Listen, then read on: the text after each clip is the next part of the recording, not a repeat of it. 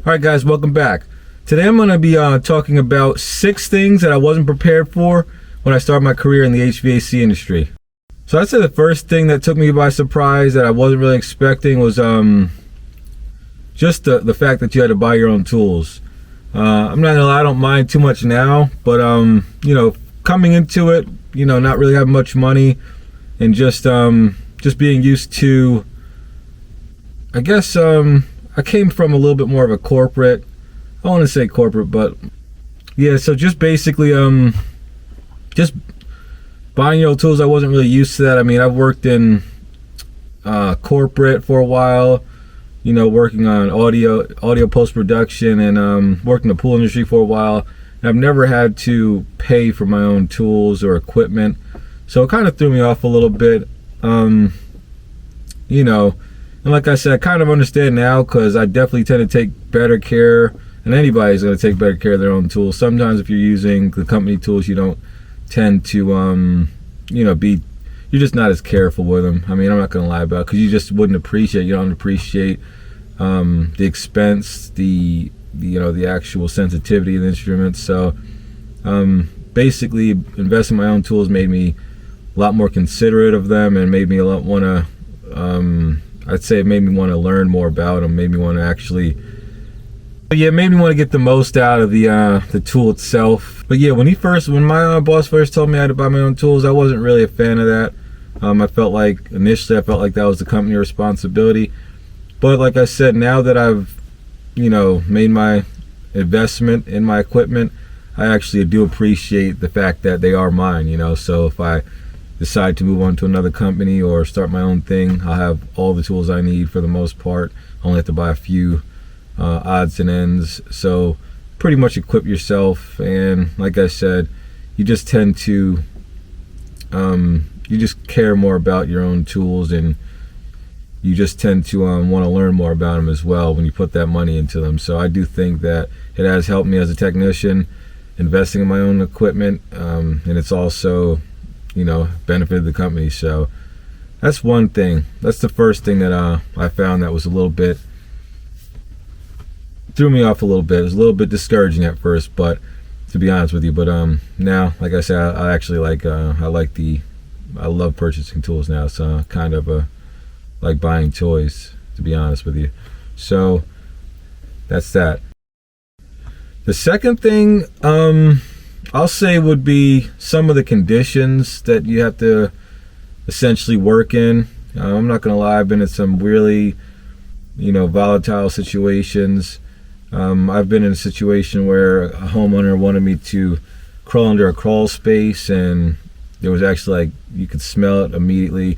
There was standing sewage under there, I guess from a leak in the toilet, the toilet line. So yeah, you could see and smell the sewage, and she was like she was adamant trying to get me under there to repair a piece of flex, and I wasn't having that. So I had to just politely explain to her that she had sewage that she had to have addressed, a drain issue or a line issue that was causing basically a biohazard under the house.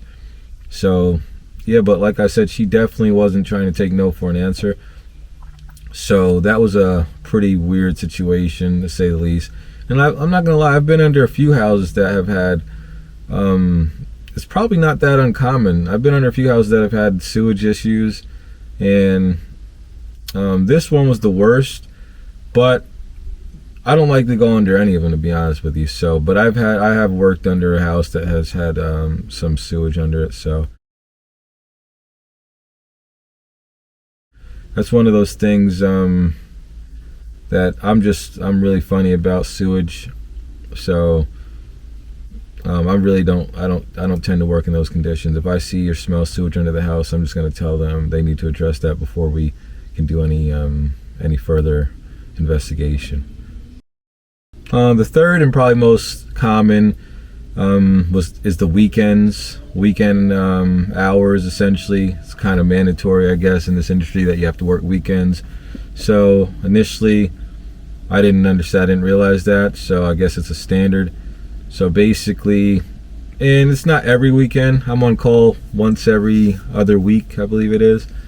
So it's not too bad. Lots of times it's not even really any calls on the weekends, but just knowing that you have to look forward to your weekends essentially not being your own every other weekend is kind of a little bit, just a little bit off-putting, but it's not the end of the world. Like I say, it's just part of the job. The fourth thing I wasn't expecting was the extreme heat, especially in attic conditions.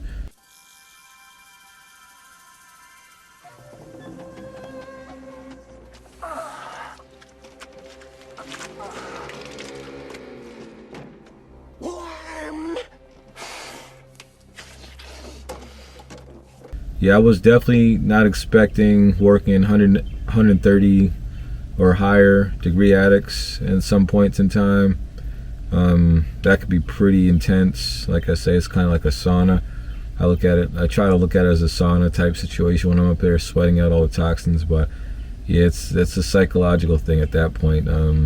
It's pretty intense, but I can't even say I've gotten used to it. I don't even know if it's something you can get used to, because I'll tell you one thing: if I'm not working, I avoid the heat like the plague. I try not to go outside too much when it's hot and humid outside. Like, I'm inside just trying to enjoy the cool. So it's definitely those super hot conditions.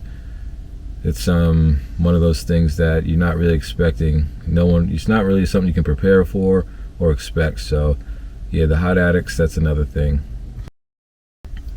Yeah, the fifth one, I don't know if it's necessarily that bad, but I will say I just wasn't expecting it, and that's just the amount of driving.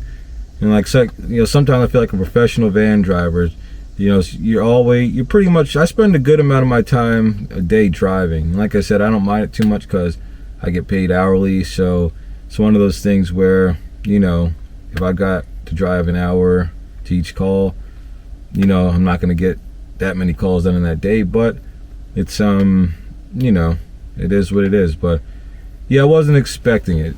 But like I say, it's not too much of a negative issue. But yeah, the driving is just a lot of driving. So if it's a career you're looking to get into, you gotta not mind driving, because there's gonna be a lot of it. And the sixth and final thing I wasn't expecting when I started the HVAC career was just the basically the amount of dangerous situations that you might find yourself in from day to day. And like I say, not so much anymore, because I guess danger is relative. I mean, just, for instance, working off of extension ladders sometimes, which, yeah, I've never been a fan of heights, so, working off of ladders, extension ladders, things like that, that's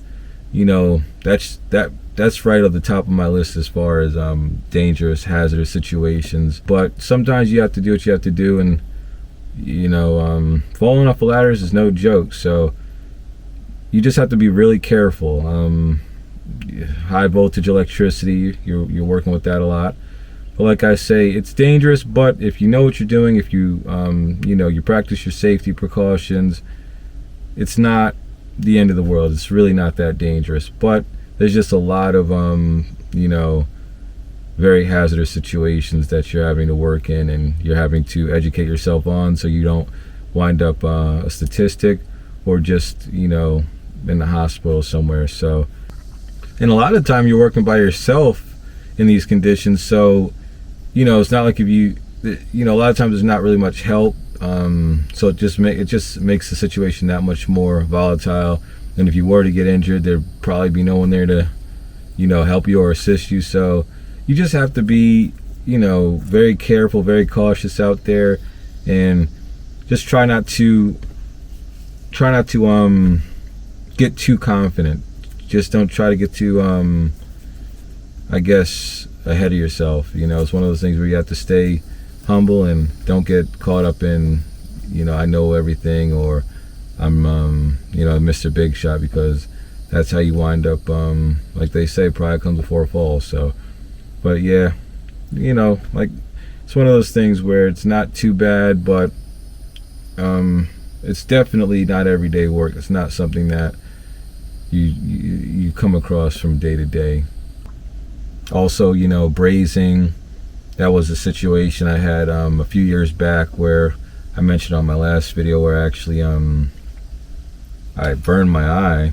I had a braze rod in my hand while I was brazing, and I went to go, ironically enough, I went to go put the goggles on, and I had the rod in my hand, and I forgot it was in my hand, and the braze rod swiped right across my eye, just basically missed my you know, my retina apparently. So you know, that was pretty devastating. It was pretty close calls, horrifying. So that's one of those situations where not thinking all the way through and just being, you know, in the moment, being reckless. And it happens to everybody. Everybody's got those moments where you just slip up and it could cost you big, you know, because it's a lot of dangerous things out there that you're dealing with in this industry from day to day. Like I say, the brazing, those torches, I mean, you could, you know, set something on fire. What else?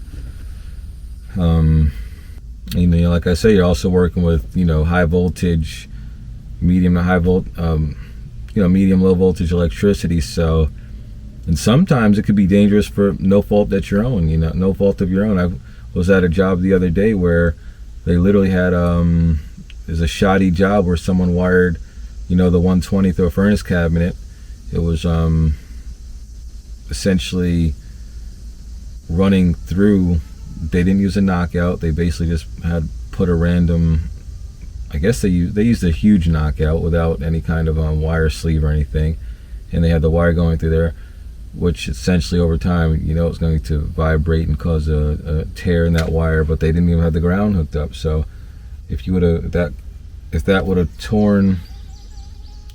put a nick in that wire, it would have energized the cabinet and wouldn't have tripped the breaker. So if you touched the cabinet, you probably would have become part of that circuit, and who knows, you know, you could be something that simple. So you have to be always looking for different situations. You don't know who was working on a system before you, and you don't know what kind of potential hazards are there, you know. So, you know, that's, like I said, I don't think about it too much anymore, but that was definitely something that when I first started I was pretty taken aback by. It's just the danger level of the job. So other than that, that's pretty much it. Can't really think of anything else, but I think that's a pretty good start to a list. So if you have any other ideas or any different opinions of your own that you might want to add to the list, let me know in the comments below. All right, thanks for watching. We'll see you on the next one.